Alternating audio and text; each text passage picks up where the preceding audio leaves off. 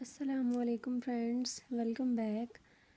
Friends, آج ہم new novel start کرتے ہیں جس کا نام ہے اگر تم ساتھ ہو، اور یہ تحریر ہے عشاء گل کی۔ تو چلتے ہیں ناول کی فرسٹ ایپیسوڈ کی طرف۔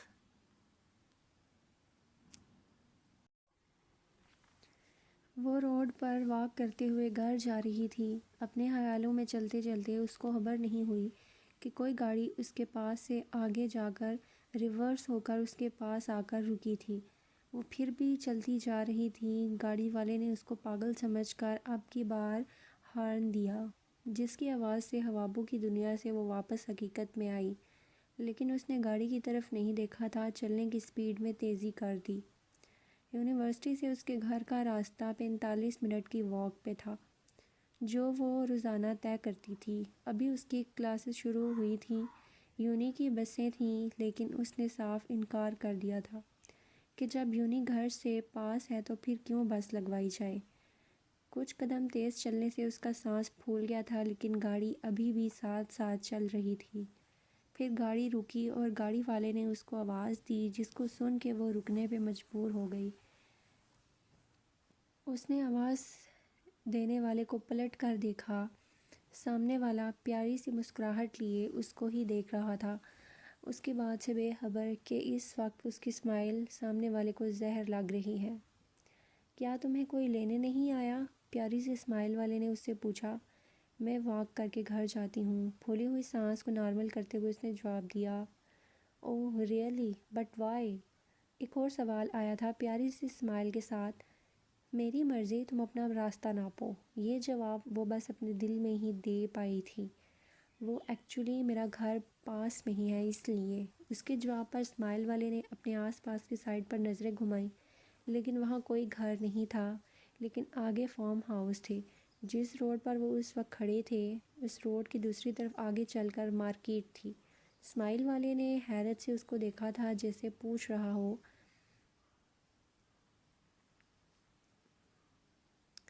پاس ہے لیکن کتنا پاس؟ اس نے ویران جگہ کو دیکھ کر حیران ہو کر بولا، اوکے چلیے میں آپ کو ڈراپ کر دیتا ہوں، اور ساتھ ہی پیاری سی اسمائل بھی پاس کی۔ نو تھینکس، میرا روز کا آنا جانا ہے، اب تو عادت ہو گئی ہے۔ لیکن وہ بھی پوری چیز تھی، لفٹ نہیں کروا رہی تھی۔ یہ بولنے کے ساتھ ہی اس نے چلنا پھر سے شروع کر دیا تھا اور روڈ کراس کر لی۔ اوکے ایز یو وش، پیچھے سے اونچی آواز آئی تھی، اور وہ دل میں سوچ رہی تھی، شکل سے معصوم نظر آنے والا انسان ضروری نہیں دل سے بھی معصوم ہو۔ سچ کہتے ہیں آج کے دور میں کوئی معصوم نہیں ہوتا۔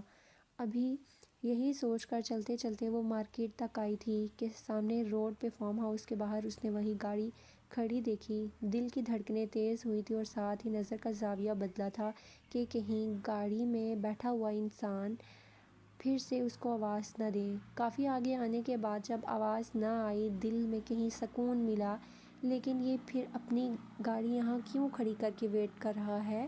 تیز قدم اس نے گھر والی روڈ پر موڑے، جہاں مارکیٹ ہونے کی وجہ سے اس کو کوئی ڈر نہیں تھا۔ سکون کا سانس لے کر اب وہ گھر جا رہی۔ راستے میں پیارے پیارے گھر دیکھتے دیکھتے وہ اپنے گھر کے گیٹ پر پہنچ چکی تھی۔ بیل پہ ہاتھ جوں رکھا تو ہٹانا بھول گئی، کیونکہ گیٹ کھولنے والے کی عادت تھی کہ وہ ٹی وی کا والیوم اونچا کر کے کچن میں کام پورا کرتی تھی۔ اس لیے شروع میں وہ باہر کھڑے کھڑے تھک جاتی تھی۔ پھر ایک دن بھائی نے اس کو طریقہ بتایا تھا، جس کو اس نے اپنی عادت بنا لی تھی، کیونکہ اب اگلے بھی کچھ سال تک اس نے ایسا ہی کرتے رہنا تھا۔ گیٹ کا چھوٹا دروازہ کھولنے والی نے ہنستے ہوئے اپنے گیلے ہاتھ دوپٹے سے صاف کرتے ہوئے سلام کیا تھا۔ سلام کا جواب دیتی وہ اندر آئی تھی۔ ٹی وی اب میوٹ والیوم پہ تھا، جس کو دیکھ اسے سکون ملا تھا۔ کھانا لگاؤں؟ بھابھی نے پوچھا تھا۔ نہیں، میں ابھی چینج کر لوں پھر، وہ بولتے ہوئے آگے بڑھی۔ لیکن ابھی دوسری سیڑھی پر پاؤں رکھا ہی تھا کہ ٹی وی کا اونچا والیوم اس کے 14 تبک روشن کر گیا۔ چینج کرنے کے بعد کھانا کھانے کے بعد ٹی وی پہ مووی دیکھنے بیٹھ گئی۔ بیل کی آواز پر بھاگ کر گیٹ کے پاس گئی، کیونکہ آنے والے کو تنگ کرنے میں اپنا مزہ تھا۔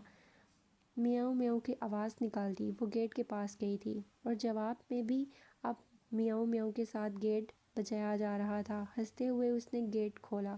میاؤں میاؤں کرنے والا بڑا سا منہ کھولے ہنس رہا تھا۔ اس نے بھی ہنستے ہوئے سائڈ پر ہو کر اسے اندر آنے کا راستہ دیا۔ میرا بلا کیسا ہے؟ اس نے پیار سے پوچھا۔ آپ تو ایسے پوچھ رہی ہیں جیسے صبح ناشتے کی ٹیبل پہ میں نہیں میرا بھوت تھا، وہ بھی اپنے نام کا ایک ہی تھا۔ ایسی کوئی جواب دیتا ہے؟ وہ ناراض ہونے کی ایکٹنگ کرتے ہوئے پوچھنے لگی۔ تو ایسا بھی کوئی سوال پوچھتا ہے؟ اس نے بھی اس کی طرح ایکٹنگ کی۔ اچھا یہ بتاؤ کیسا گزرا دن؟ پھر سے اس کو تنگ کرنے کا سوچا تھا۔ میری تو ڈیلی ایک ہی روٹین ہے، اس کا کیا بتاؤں میں آپ کو؟ گھر سے اسکول، اسکول سے گھر، گھر سے مسجد، مسجد سے گھر اور پھر اکیڈمی۔ اس نے ایک ہی سانس میں پورے دن کی روداد سنائی۔ میں تو گھن چکر بن کر رہ گیا ہوں۔ 11 سال کے بلال نے اپنے گھومتے سر کو پکڑ کر روکنے کی ایکٹنگ کی۔ ہاں ہاں، وہ اس کی ایکٹنگ دیکھ کر ہنسی۔ اچھا جی، یہ گھن چکر والی لائف نا بہت اچھی ہوتی ہے، مجھ سے پوچھو۔ میرا دل کرتا ہے میں پھر سے تمہاری طرح ہو جاؤں، کوئی پابندی نہ ہو، سہیلیوں کے ساتھ کھیلوں، مستی، جو کچھ بھی کروں مستی کروں، کوئی برا نہ مانے۔ بولے بچے ہیں، بڑے ہو جائیں گے۔ اسے اپنا بچپن یاد آ گیا تھا، کیسے گلیوں میں اسکول کے بعد سہیلی کھیلتی تھی، پھر مسجد جاتی تھی، واپس آ کر پھر کھیلنا اور مغرب کے بعد گھر جانا، رات کو اپنا ہوم ورک کرنا یا کبھی یہ سوچ کر چھوڑ دینا اللہ مالک ہے، لیکن مجھے آپ کی طرح بڑا ہونا ہے، یوں نہیں جانا ہے مجھے۔ اس کی باتیں سنتے سنتے ایک دم سے بولا تھا۔ اس کو یاد آیا تھا کہ وہ بڑی ہو گئی ہے، وقت کہیں گزر گیا۔ اسے مسکرا کر اپنے بھتیجے کو دیکھا جو اپنی سوچ بتا رہا تھا۔ اس کو لگتا تھا بڑے ہونے کے بعد اسے یونی میں کوئی ہوم ورک نہیں دے گا۔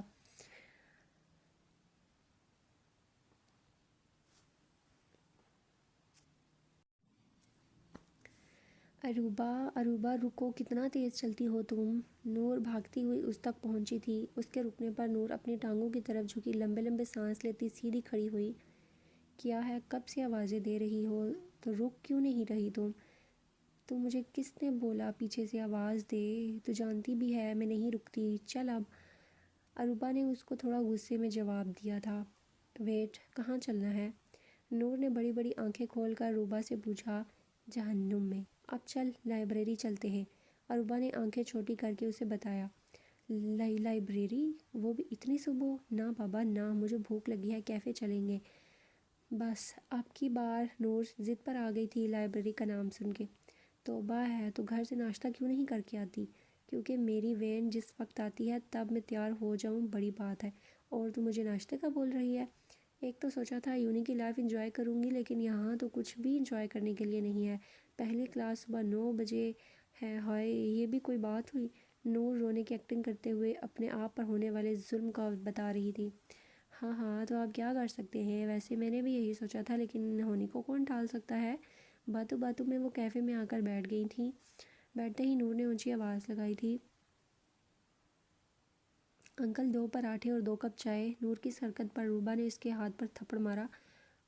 اوئی ماں، کیا ہے؟ نور نے ہاتھ کو سہلاتے ہوئے روبا سے پوچھا۔ یہ 2 کیوں منگوا رہی ہے تم؟ رہنے دے، مل کر کھائیں گے۔ اروبا کی بات پہ نور نے توجہ دی۔ مجھے کچھ نہیں کھانا، زیادہ نہیں تو تھوڑی سی ہیلپ کروا دینا میڈم۔ نور نے اروبا کی بات پر ہاتھ جھاڑے تھے۔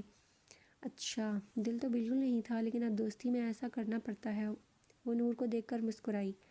کھانے کے بعد اب ان کو پہلی کلاس لینی تھی جو سر عثمان لینے تھے، جو بہت سخت طبیعت کے مالک تھے، اس وجہ سے یونی میں سب ان کو جانتے تھے، اور یہاں تک کہ کچھ سٹوڈنٹس وہ مضمون ہی نہیں رکھتے تھے جو سر عثمان پڑھاتے تھے، لیکن ان کی خاص بات یہ تھی کہ وہ اپنے اسٹوڈنٹ سے بہت پیار کرتے تھے اور پہلی بار میں ہی وہ اپنے اسٹوڈنٹس کو نام سے پہچان لیتے تھے۔ سر کلاس میں آئے، سب نے کھڑے ہو کر سلام کیا۔ اٹینڈنس کے بعد سر آج کے ٹاپک پر آئے، بورڈ پہ آج کا ٹاپک لکھا، بزنس ریسرچ میتھڈز، اور ساتھ ہی اسٹوڈنٹس نے نوٹ کرنا شروع کیا تھا۔ انہوں نے پہلے اسٹوڈنٹ سے سوال کیا تھا، why you need business research methods? سب سوچنے لگے اور اپنی سوچ کو سر کے ساتھ شیئر کر رہے تھے۔ نور نے منہ پر ہاتھ رکھ کر جمائی کو روکا، یہ کلاس زہر لگتی تھی۔ اس نے کاپی پر کچھ لکھ کے اس نے روبا کو کونی ماری۔ یہ کلاس کب اوور ہوگی؟ اور ساتھ سیڈ فیس بنائے تھے۔ روبا دیکھ کر مسکرائی اور غصے والے فیس کے ساتھ اس نے کاپی پہ انگلی سے اشارہ کیا تھا کہ نور پڑھ لے۔ میری جان ابھی کلاس شروع ہوئی ہے۔ ہائے کلاس ہی تو شروع ہوئی ہے۔ نور نے پڑھ کر لکھ کر کاپی عروبہ کے سامنے کی۔ عروبہ مسکرا کر بورڈ سے پوائنٹ انڈرسٹینڈنگ کو